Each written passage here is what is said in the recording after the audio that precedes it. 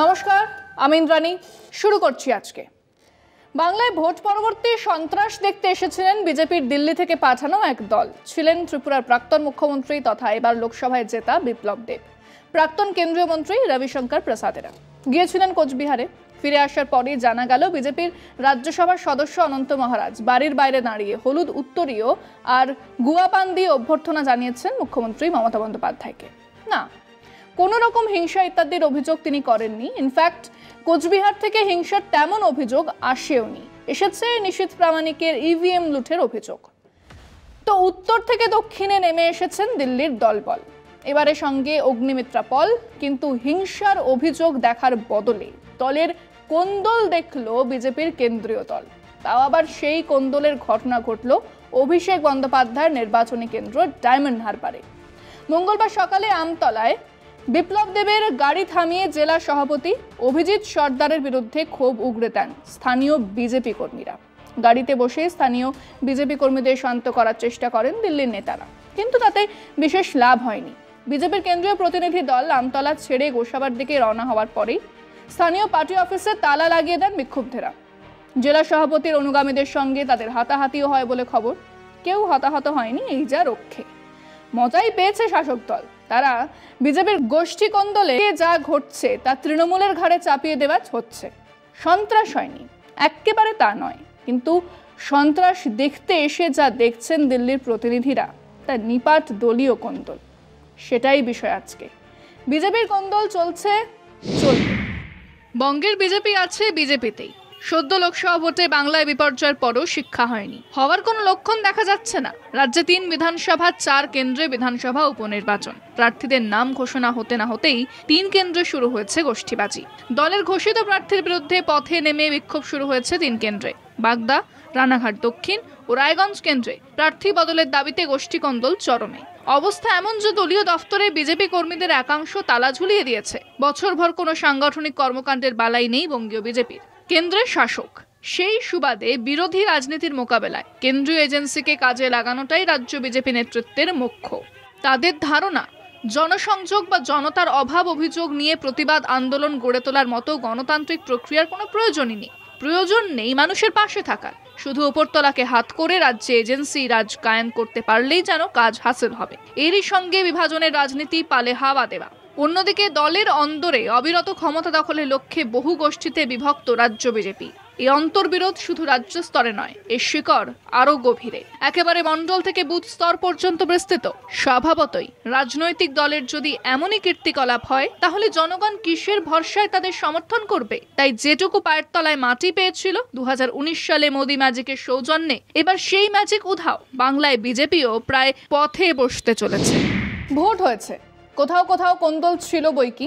সে তো কেবল বিজেপিতে নয়, তৃণমূলে এমনকি সিপিএমে। 24 পরগনাতে ভোট করাতে গিয়ে বারবার থমকাতে হয়েছে এমনকি সিপিএমকেও।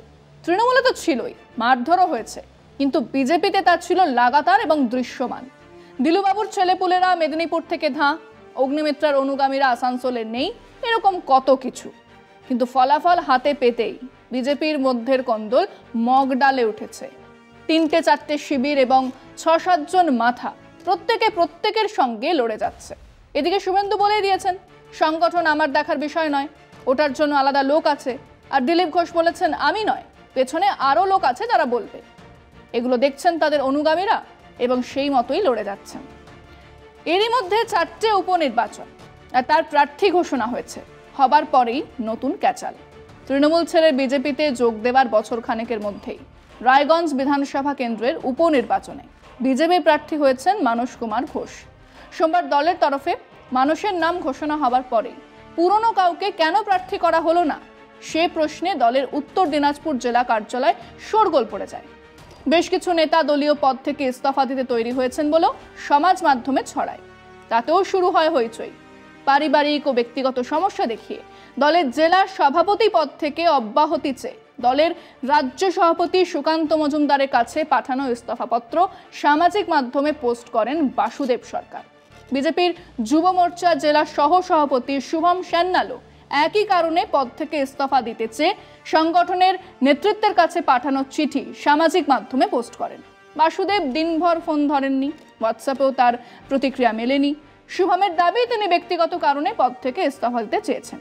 বিজেপির রায়গঞ্জ শহর মণ্ডলের সহ সভাপতি অমিত দাস বলেন, দলের পুরনো নেতা প্রার্থী না হওয়ায় খুব স্বাভাবিক। বিজেপি জেলা সাধারণ সম্পাদক কমল দেবনাথ বলেন, দলের ঘোষিত প্রার্থীকে দলের নেতা কর্মীদের মানতেই হবে, তবে কারো সাময়িক ক্ষোভ হতেই পারে। এরকম এক ক্যাচাল মুহূর্তে জেলা তৃণমূল সভাপতি কানাইয়ালাল আগরওয়াল দাবি করেন, রায়গঞ্জে বিজেপির প্রার্থীকে পুরনো নেতা ও কর্মীরা মানতে পারছেন না। তারা অপমানিত ও বঞ্চিত বোধ করে ইস্তফা দিতে শুরু করেছেন।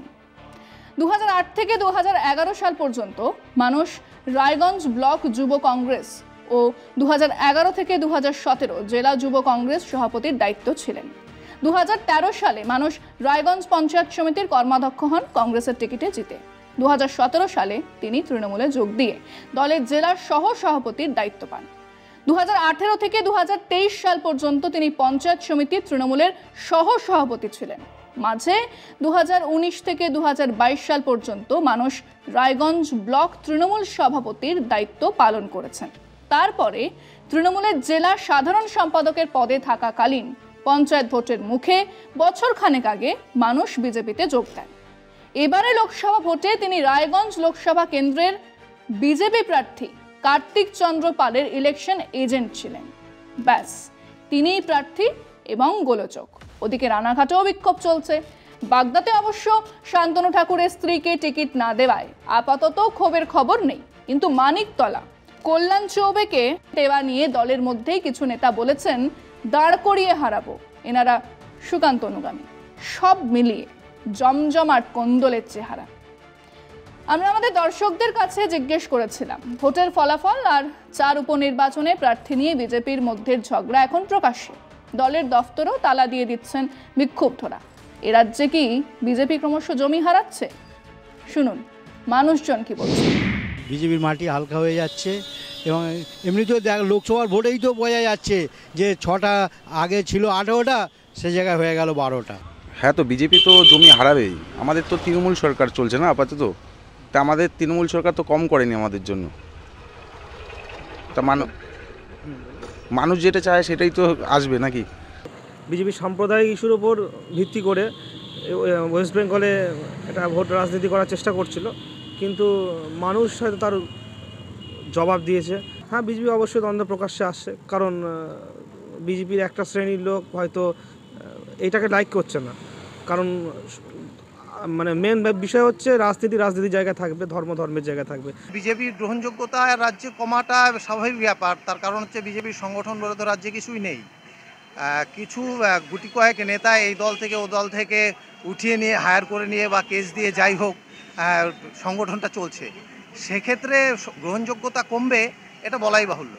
সেটা তো ভবিষ্যৎ বলবে, সেটা পার্টি নিয়ে সরাসরি আমি কোনো মন্তব্য করতে চাই না, কিন্তু ওই মানে ভোট পরবর্তী যে সন্ত্রাস সেটা না হওয়াই বেটার। আপাতত দৃষ্টিতে যা দেখছি তাতে তো কমেই যাচ্ছে এদের ইয়েটা। আস্তে আস্তে এরা হচ্ছে বিজেপির জমি হারা হচ্ছে। আগে বিজেপি এখানে তো পশ্চিমবাংলা ভালো ছিল না, এখনও ততটা নেই। এরা গায়ের জোরে কিছুটা করেছিল, কিন্তু পশ্চিমবাংলার লোক, শান্তিপুরের মানুষ, হ্যাঁ ওটা একটা অন্য ধরনের দল, এটা পশ্চিমবাংলার লোক পছন্দ করে না।